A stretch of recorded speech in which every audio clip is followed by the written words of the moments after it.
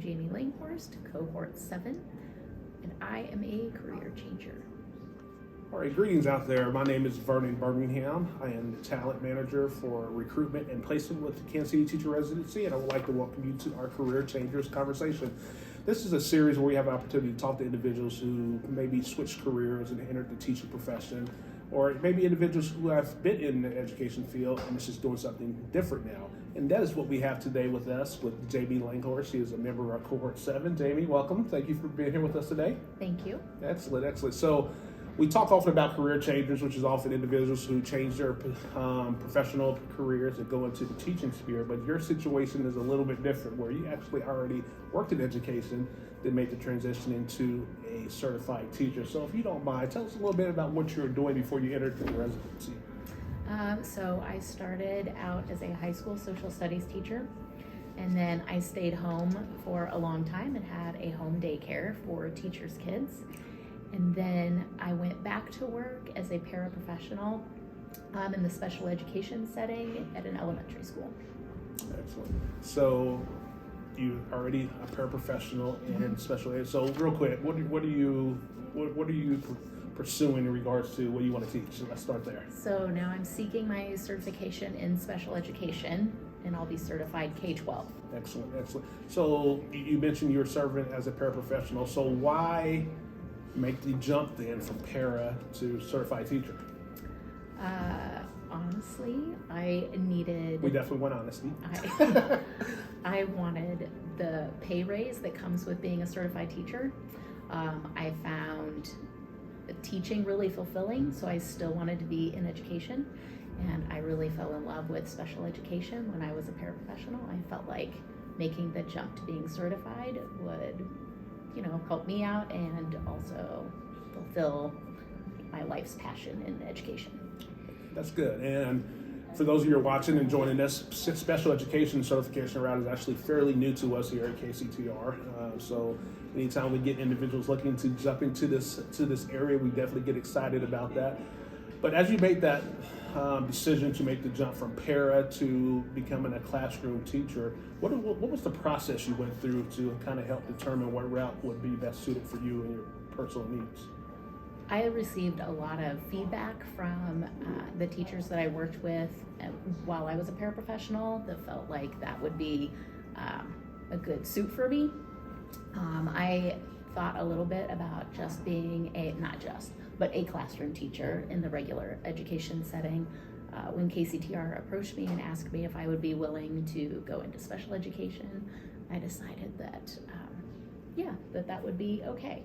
And so far it's been an amazing experience, and I'm really glad that I've done that. I was a little overwhelmed at the idea of all of the extra paperwork involved in special education. The education we've received and the guidance we've received through KCTR has really helped lower the stress levels and make that seem more manageable. So you actually just mentioned something I was going into next, and you mentioned the thought of doing more paperwork and things like that. So as you make this transition from para to resident and in the near future to a classroom teacher, what reservations did you have potentially about making this jump into this field? The amount of paperwork is just really overwhelming, like making sure that everything is legally correct. We're audited a lot, so you just need to really make sure that whenever you keep track of your records that they're accurate and they're up to the state standards. So just having that extra on your shoulders is a little bit unnerving, but it's been made manageable, and now I feel like I can figure that piece out. And there's a lot of support around SPED teachers, so that's helpful.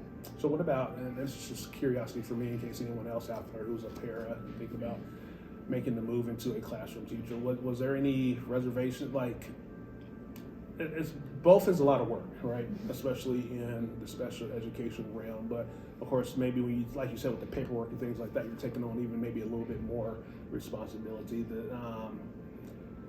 Did that make it, I guess, were you a little hesitant going into that, knowing how much more work you were going to do, or were you okay with it because you were passionate about the work you wanted to do? I definitely am passionate about the work that I do. It's understanding the paperwork and all of the pieces that go into what makes like an IEP and an IEP goal, and just contacting parents. Broken apart, it's easier to understand and it's not as overwhelming. As a para, you're already doing all of the things with your students in the classroom and in the special education setting. So really, teaching in the special education setting is doing what you already do, plus a little more paperwork. So if you can be organized and have an understanding of what's required in the paperwork, it's probably the move for you.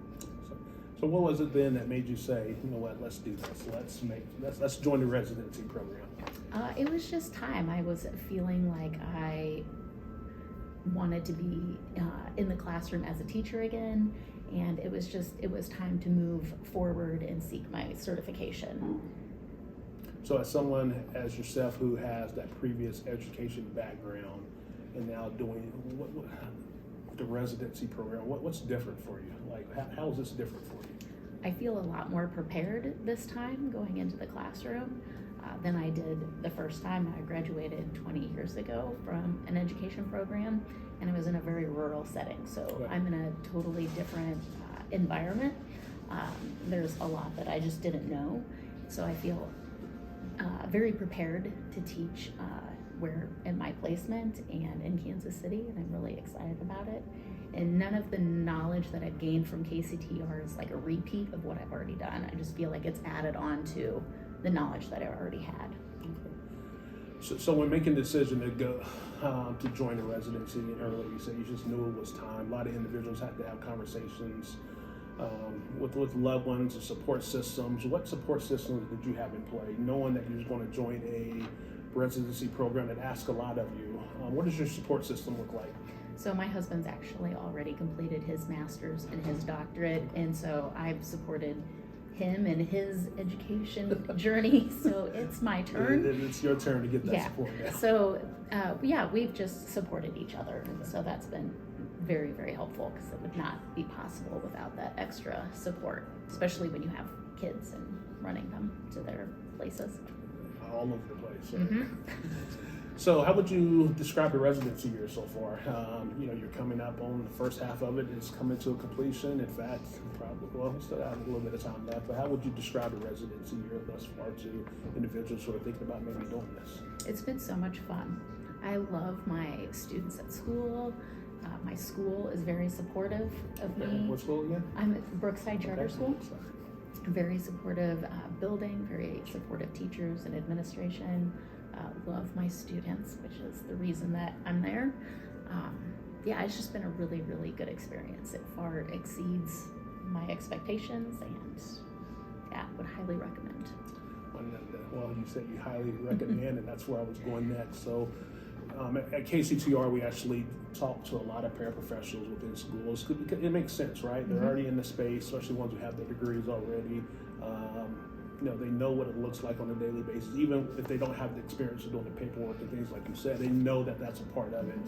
So if you were going to give advice to a paraprofessional who's thinking about making this jump, what would your advice be? My advice would be to do it, because you're already doing the hard part by being in the classroom and helping students, and you're getting all of that knowledge by being in all of those different classrooms. You can take that knowledge with you and recognize the value that you see in each of those classrooms that you're in and all the students that you interact with, and build on that to become your own teacher. That is great advice. Jayme, thank you for your time today. And thank you all out there for taking the time to watch our Career Changers conversations here at KCTR.